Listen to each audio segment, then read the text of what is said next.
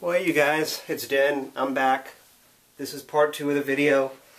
You can't see me, but that's not important. As you can see, I'm filming this myself, so hopefully I get everything in frame. I'm using a little flip cam, so it's hard to judge without seeing what you guys can see. But this is the guitar. Part 1, I showed you how to put the lining on. And here in part 2, as you can see, the lining is all done.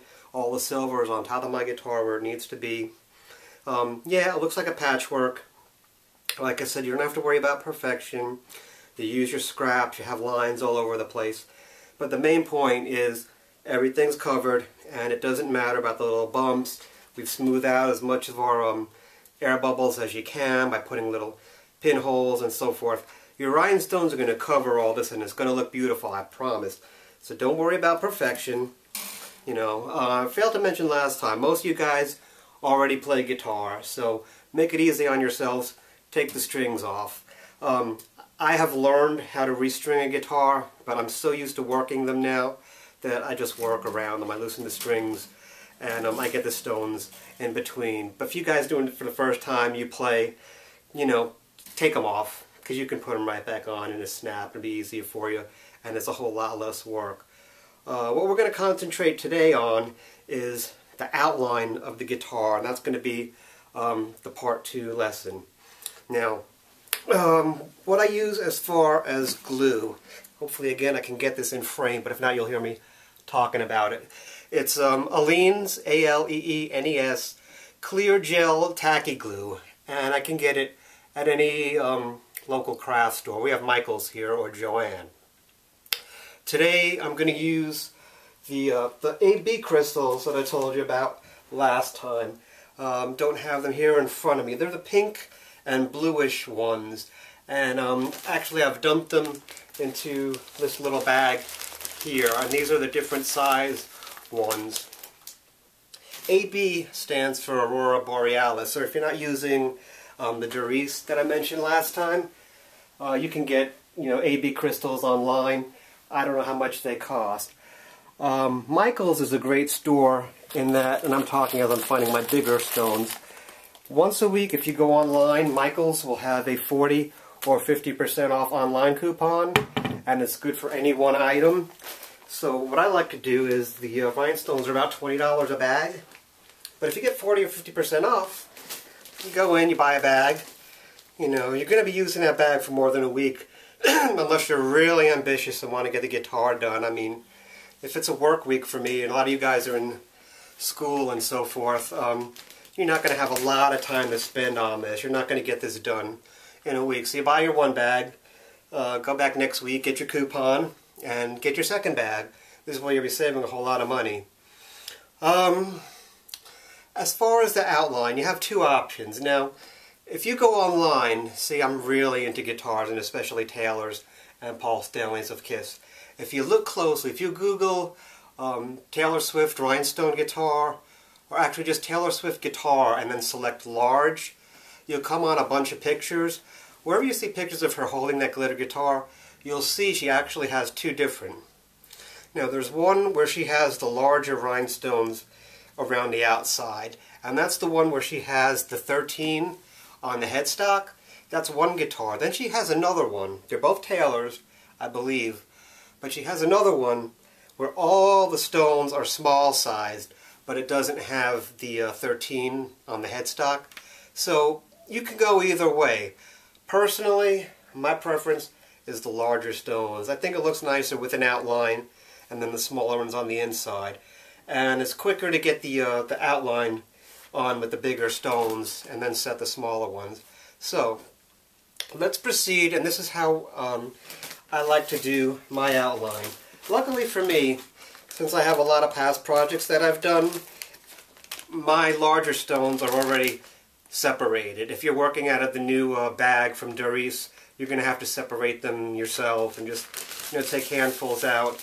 Like this is from the original AB bag. You just have to go through and just use the large ones. I don't know if you can probably see that. Right, there's large ones and there's small ones and medium ones. So I have all the large ones right here. I don't know if you can see those, but I'm pretty sure you can see the guitar. Otherwise I'm going to end up having to redo this whole video. So what I do, hopefully we're still in frame here, is I will take the glue, the Aleene's glue here, and I will do a line. See, a lot of people have this misconception that you're putting glue on every single rhinestone, which essentially you are, but it's not like you're taking each stone and actually putting glue on it. What you do is you come, I don't know what that is, 1/8 of an inch, 1/4, I don't even know what measurement that is, but just far enough from the edge of the guitar. You don't want to be too close, because you don't want to push the glue over the edge of the guitar. You don't want a goopy mess. And you want the stone to actually get the glue. So I'm going to go about this far. Okay, and it's a nice, even line. And then you can just, use the tip to kind of make it out, just so there's enough glue there. And what you want to do now is you're going to take your stones individually, and you want to lay them down on top of the glue, like right on the glue. So then you're pressing down, okay, so it gets the glue on it. And you don't want like there to be a lot of glue between the stone and the guitar, otherwise it's going to dry and you're going to have a gap, and it makes it easier for the stone to come off.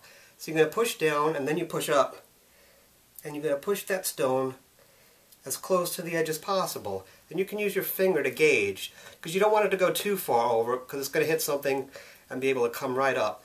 And I come in, since I have my glue, push down, you just make it so that there's enough glue there. And don't worry about the goop on the outside. We're just worrying about getting our outline done. And I'm pressing down and just getting the excess off and coming up. And you can see, as I go along, I'm just going to, sometimes you miss, gets on you. It's okay. I usually have a napkin. I forgot to bring my napkin down. That's okay. It's washable glue. You can just rub it off. And you just push down. Now I'm pushing all mine together. You see how they move? And we're just going to aim to get them as close together as possible as we go around, making sure we get glue on the bottom, enough to glue it to. And we're just going to keep going around. And eventually, you're going to be going around the whole guitar a little bit at a time to get your outline. Now again, like I said, if you want to use the smaller stones, that's fine.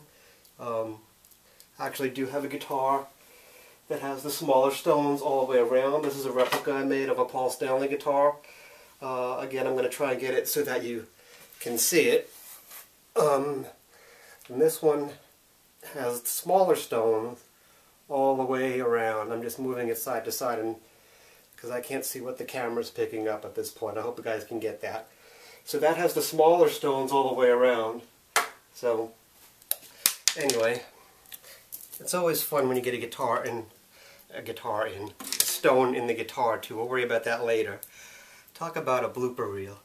But anyway, that's what happens when you film a live video. You can't control what's going to happen, but it's fun, and I hope you guys are getting something out of this. So what I'm going to do is I'm just going to go around the whole guitar. And when I finish my outline, I'll come back for you guys.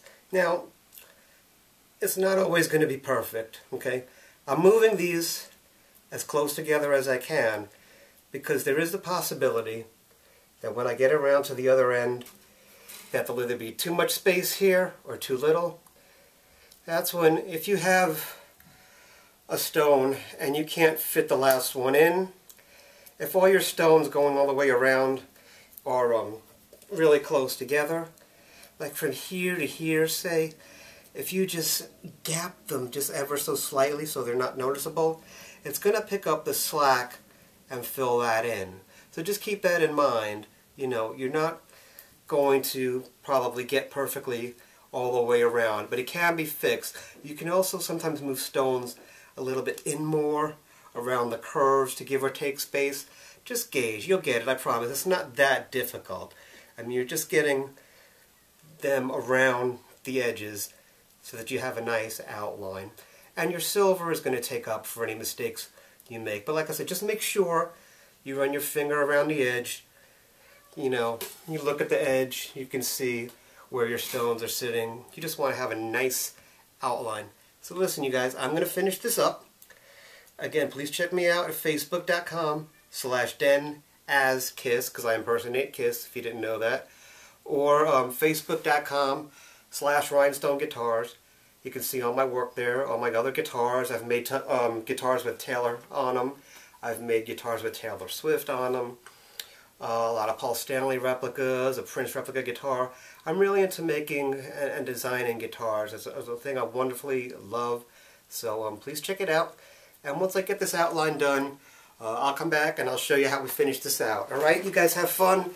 And if you have any questions, just message me. I'm happy to help anybody. Thank you, guys.